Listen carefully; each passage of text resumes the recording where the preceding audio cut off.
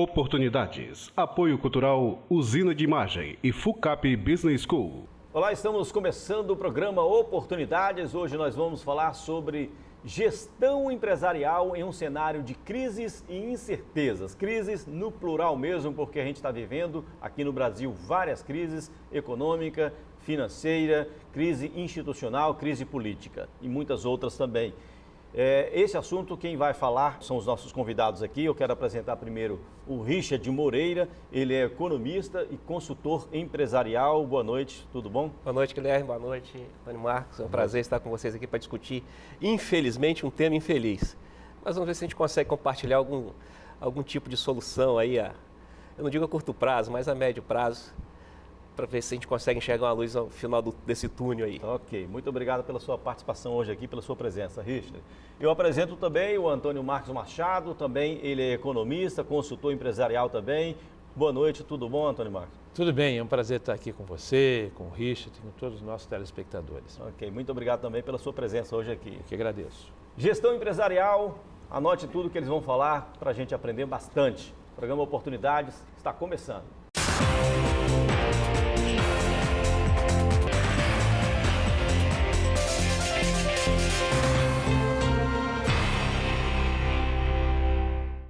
Mais uma vez, obrigado por vocês terem vindo hoje aqui falar sobre este assunto, sobre gestão corporativa.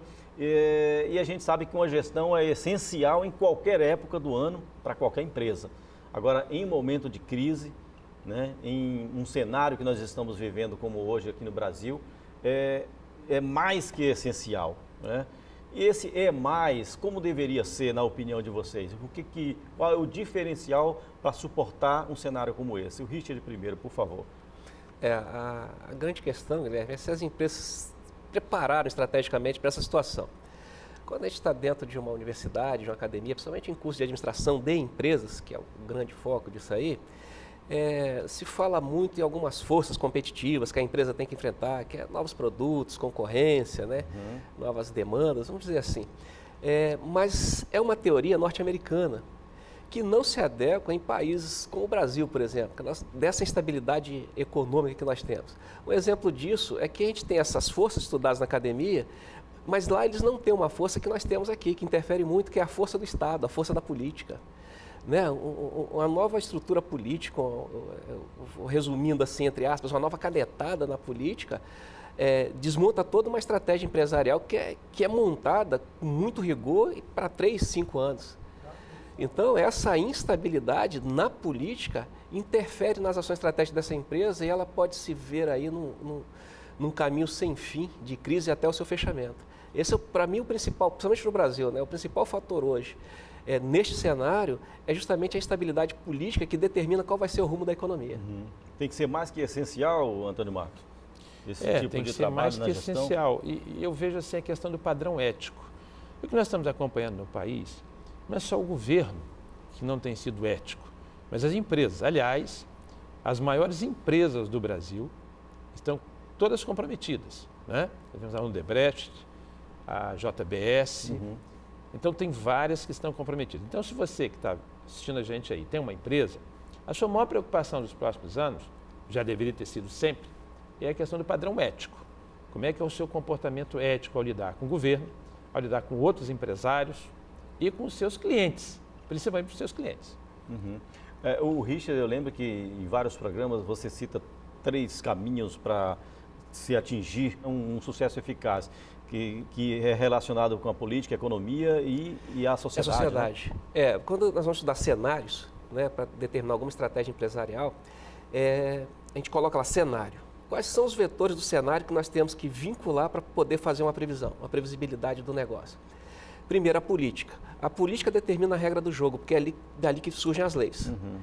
E essas leis é que vão regular a economia. E essa economia vai dizer se a sociedade vai ser feliz ou se ela vai ser triste. Então, a política determina a economia determina o rumo da sociedade. Política boa, economia boa, sociedade feliz e vice-versa.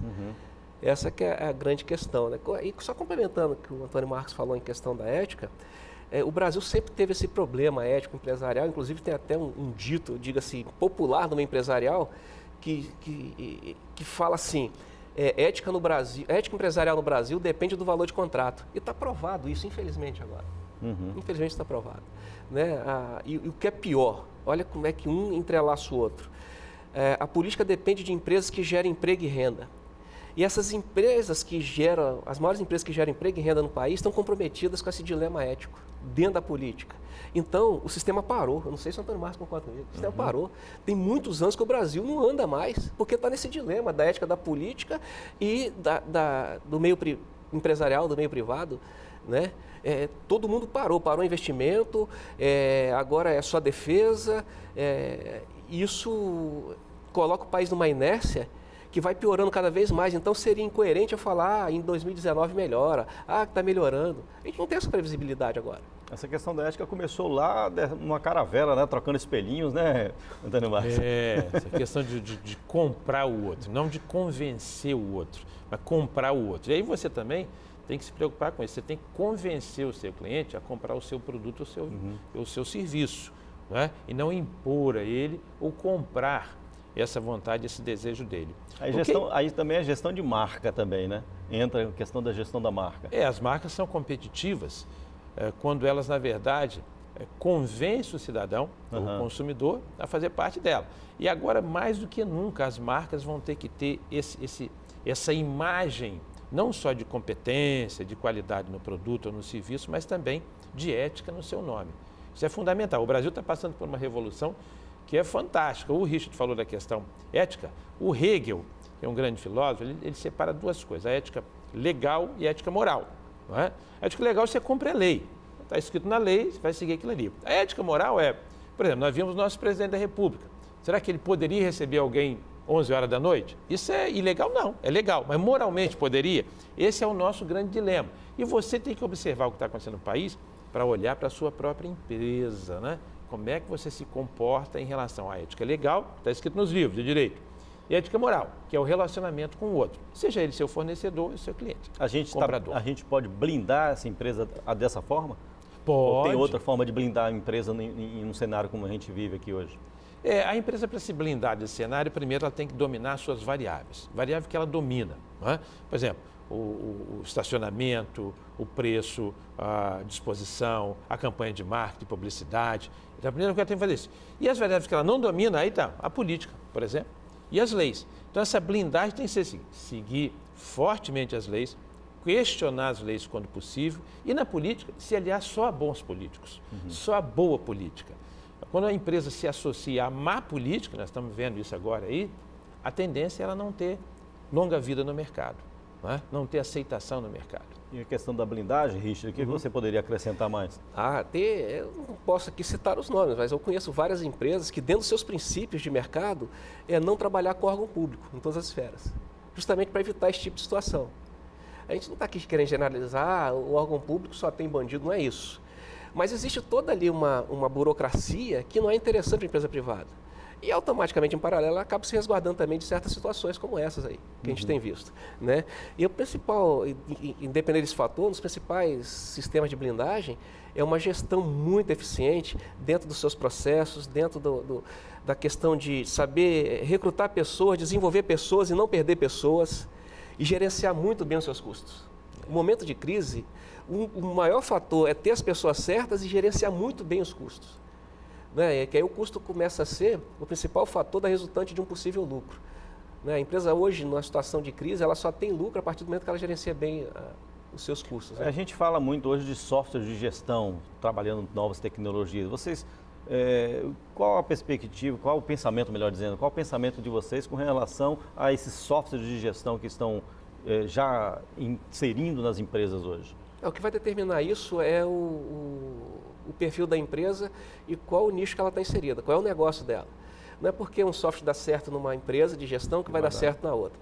Então, é o tamanho da empresa, o nicho, o mercado dela, onde ela está inserida, o público-alvo e, principalmente, viabilizar um software a partir do momento que ele seja uma ferramenta de facilitação da gestão e não de complicação.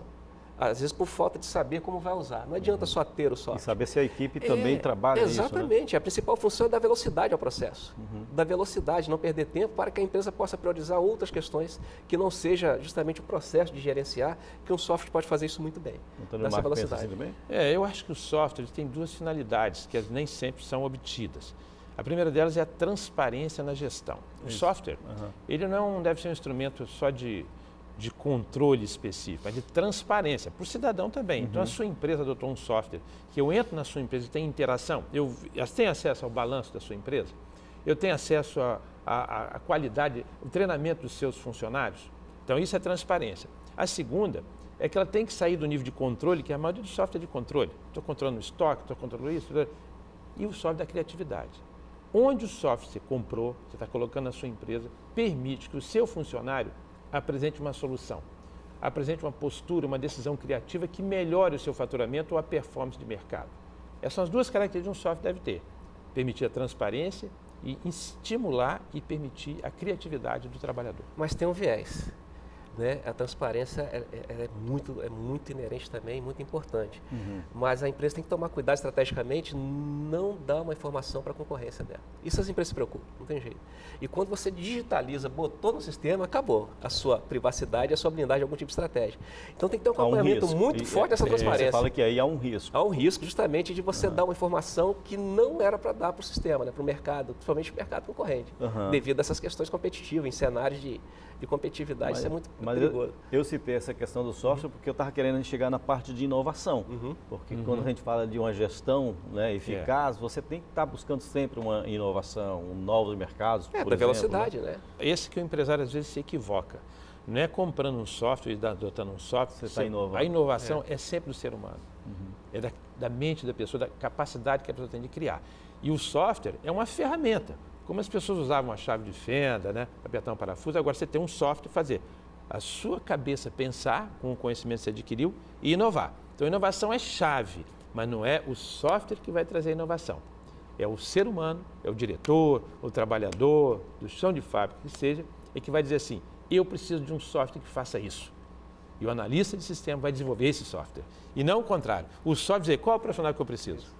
E as pessoas confundem muito, igual tecnologia, com eletrônico, né? Ou com software, ou computador. A nossa tecnologia é qualquer coisa técnica que venha servir de ferramenta para o processo.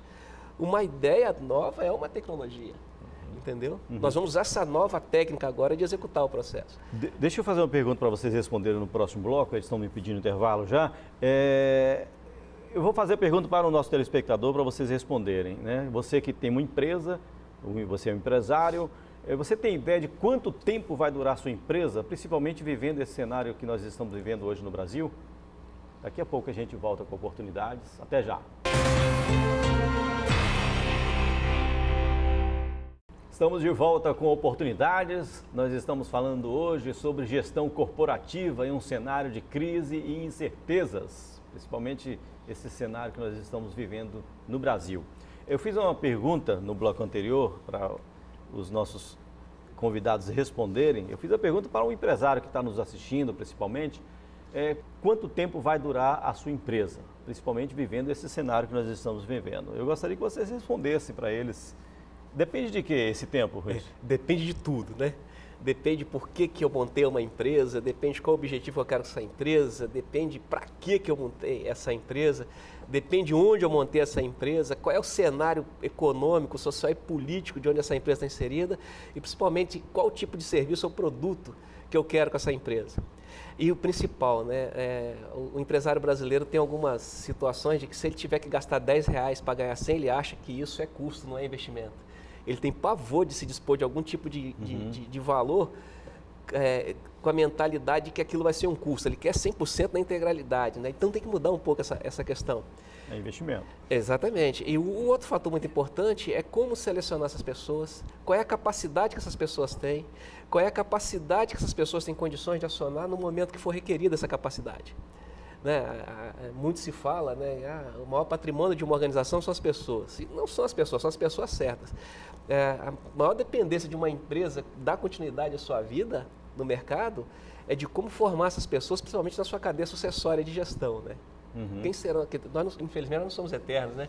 Como eu vou fazer a cadeia de sucessão dessas empresas? Então, as empresas que têm mais de 100 anos trabalham bem essa questão de sucessão, né, no seu grupo de gestão, no seu grupo estratégico. O fundador vai embora, morre, mas a empresa tem que continuar. Continua.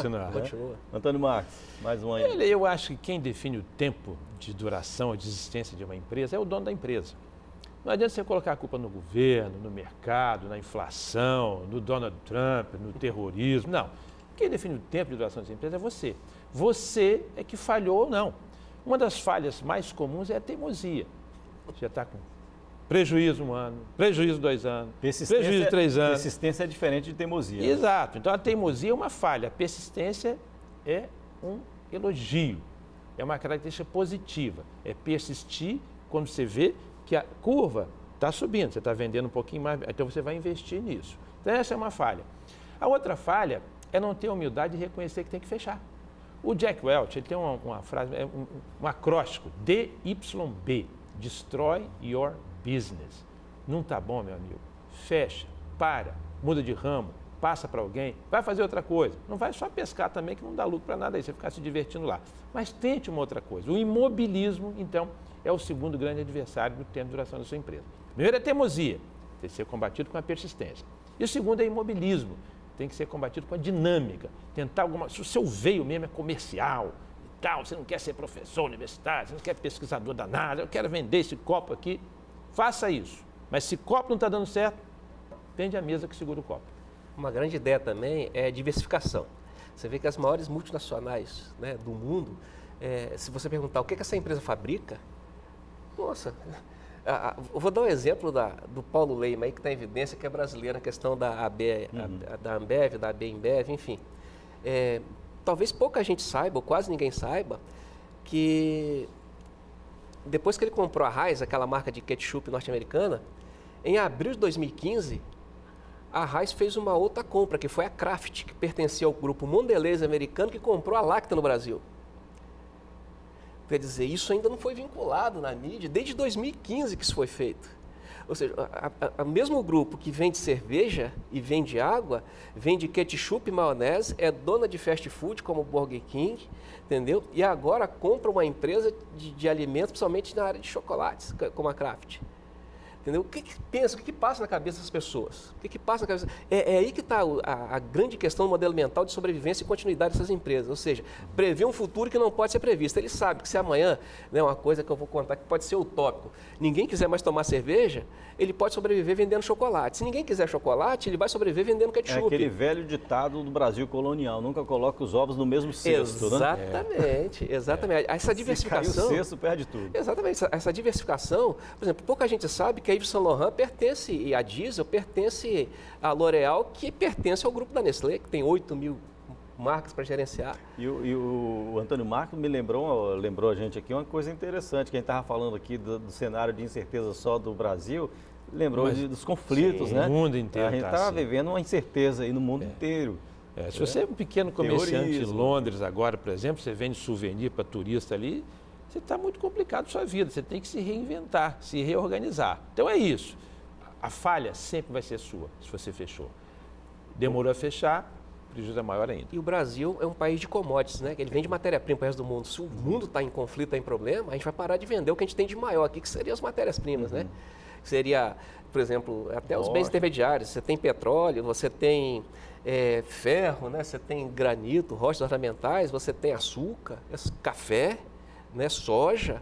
Então, isso não é consumido pelo mercado interno em sua totalidade. Né? O Brasil depende muito das exportações. E se está uma crise econômica no mundo, igual agora que existe a possibilidade dos países europeus se isolarem em relação aos Estados Unidos, que é a maior vitrine comercial do mundo, devido a essas questões políticas aí que não estão se entendendo, a gente vai sofrer aqui na ponta.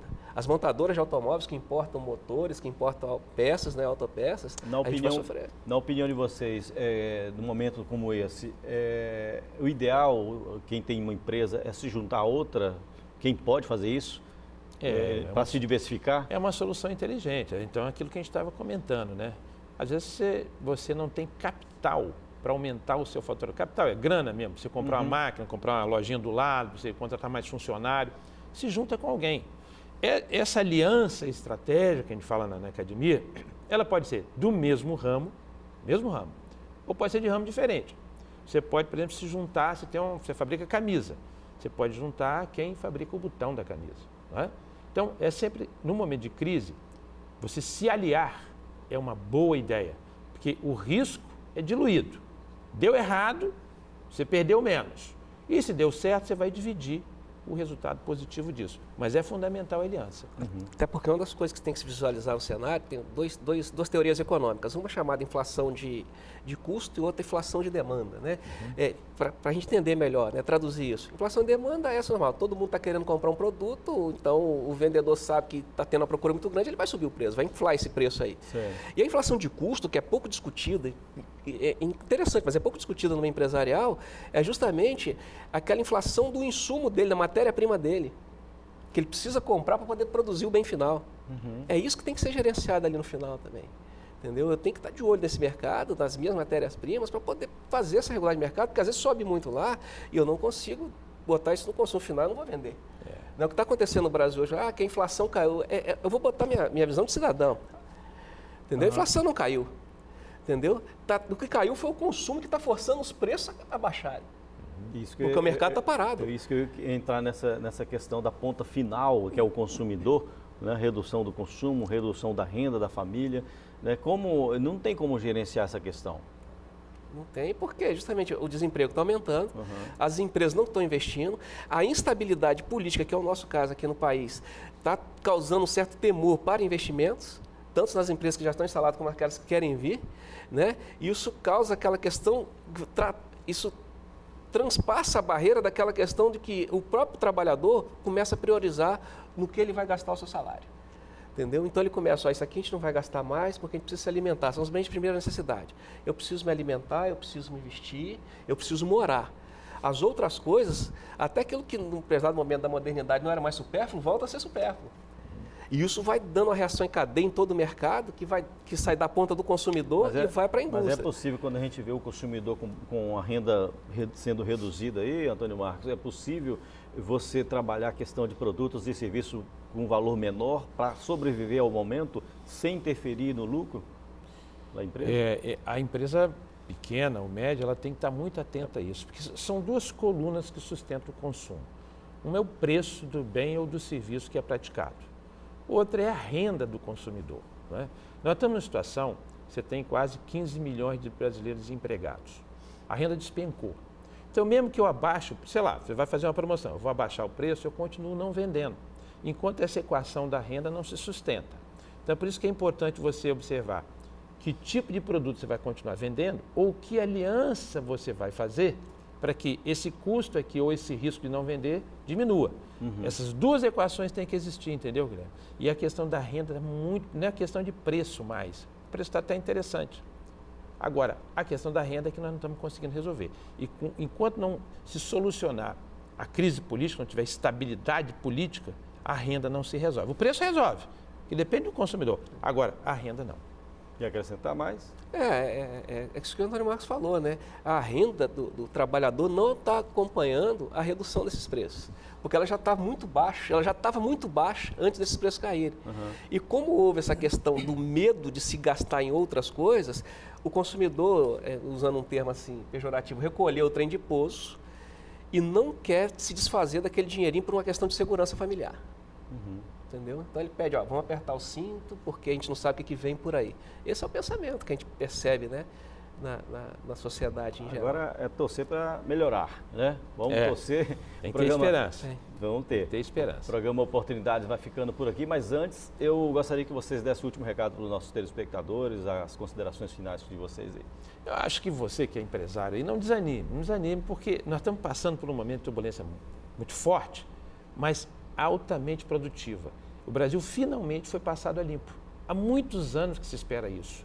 Tanto o governo quanto a classe empresarial submetidos a ser uma limpeza ética com alta punição. Tenha essa esperança, mantenha essa esperança, continue firme no mercado. Agora, tenha o cuidado de observar que aliança você pode fazer e chegou à conclusão que não dá certo, amigo, muda de ramo, faz um concurso, mas não continua com a sua loja, com o seu empreendimento aberto, porque cada vez o buraco está desse tamanhozinho. Você cava, quando você continua com a lápis, você está cavando, ele vai ficar fundo, vai ficar mais fundo, para você sair depois é muito difícil. Então, tem essa consciência da umidade, se precisar, até fecha. Ok, muito bom. E só não vai pescar, né? Não vai pescar, que você né? vai gerar um dinheirinho ali para o cara que vendeu a pesca, a vara de pesca, mas não dá certo. Tá certo. Muito obrigado pela sua participação, Antônio Marcos. Richard, suas últimas considerações. Eu costumo falar que qualidade tem preço, né? Infelizmente, a gente está pagando um preço muito alto para melhorar a nossa qualidade de vida desse país em relação a essa turbulência toda que o Antônio Marcos citou. Entendeu? Então, nós vamos sofrer, vai doer um pouco, mas o sacrifício ele é temporário e necessário. Vai passar, vai. É o momento da gente refletir e usar com inteligência agora toda a nossa formulação de vida, tanto no meio particular e familiar, como no meio empresarial. Está sendo uma escola muito grande essa crise que nós estamos passando. Verdade. Uma escola muito grande. Muito bom. Entendeu? Nós não vamos ter outra oportunidade, por mais que ela doa, de passar por isso. Então, o momento é esse, de usar essa inteligência e usar a nosso favor essa crise e começar a dar novos rumos na nossa condição de vida. Ok. Muito obrigado também, Richard, pela sua participação hoje aqui, né? A gente tem que aprender com as dificuldades também. Isso é claro, né? Eu agradeço também a sua participação, a sua audiência, telespectador. O programa Oportunidades fica por aqui. A gente se vê na próxima semana com outro tema. Até lá!